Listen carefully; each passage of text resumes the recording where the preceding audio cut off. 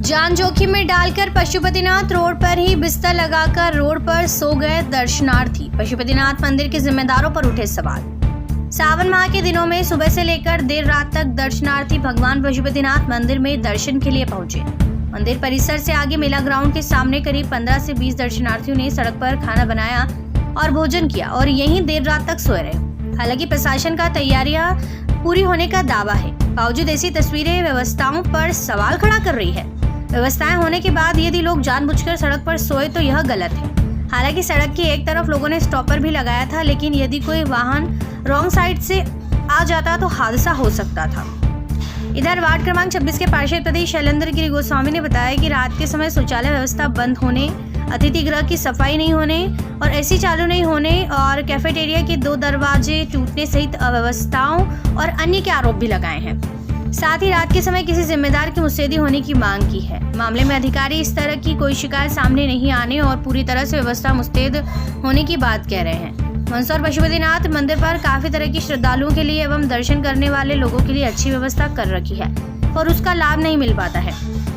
Media से चर्चा करते हुए बताया कि इस तरह रोड पर सोने के कारण कई बार हादसे हो चुके हैं, इसीलिए इस तरह जनप्रतिनिधि सहित अन्य अधिकारियों को इस मामले को लेकर संज्ञान लेना चाहिए और आने वाले श्रद्धालुओं के लिए ठहरने के लिए व्यवस्था करनी चाहिए, जिससे इस तरह की घटना मंदसौर में घटित नहीं हो।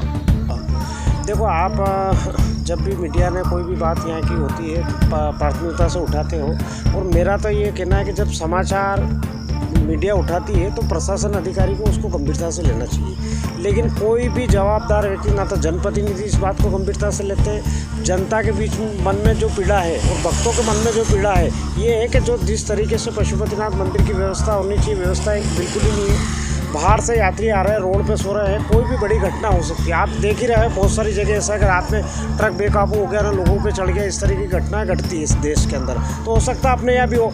अतिथि गृह करोड़ों रुपए का बना हुआ है, पशुपतिनाथ कैफेटेरिया है, यहाँ पे ठहरने की कोई व्यवस्था नहीं। अभी कल ही मेरे गेस्ट आया तो मैंने प्रबंधक महोदय को फ़ोन लगाया, मैंने कहा यार हमको कमरा चाहिए, तो उन्होंने कहा कि हमने तो किसी संस्था को दे दिया है, उनके सुपुर्द कर दिया, वो सामान शिफ्ट कर रहे हैं। तो जब सावन का महीना चल रहा है, दर्शनार्थियों का यहाँ पे आना जाना है, ऐसी स्थिति में प्रबंध समिति को देने का क्या आवश्यकता पड़ रही थी। लेकिन व्यवस्था ये खुद कुछ नहीं कर पा रहे हैं, इसलिए दूसरी संस्थाओं को देने का प्रयास कर रहे हैं। तो मेरा ये कहना कि यहाँ का जो सिस्टम है, इस सिस्टम का परिवर्तन होना चाहिए, इस सिस्टम में कोई नया आना चाहिए। जब तक ये पुराना सिस्टम रहेगा तब तक यहाँ पे कोई व्यवस्था नहीं सुधर सकती। क्या लगता है जो रोड पे इस तरह श्रद्धालु सो रहे हैं तो क्या लगता है बड़ी घटना हो सकती है। प्रशासन को भी, कलेक्टर महोदय इसके प्रबंधक के अध्यक्ष हैं, उनको भी ध्यान देना चाहिए, विधायक जी को भी ध्यान देना चाहिए, सांसद महोदय को भी ध्यान दें। लेकिन ये लोग जनप्रतिनिधि और प्रशासन अधिकारी कान में तेल डाल के बैठे हैं, ये किसी भी बात को सुनने के लिए तैयार नहीं है। कोई घटना घटेगी, उसी के बाद होगा क्या।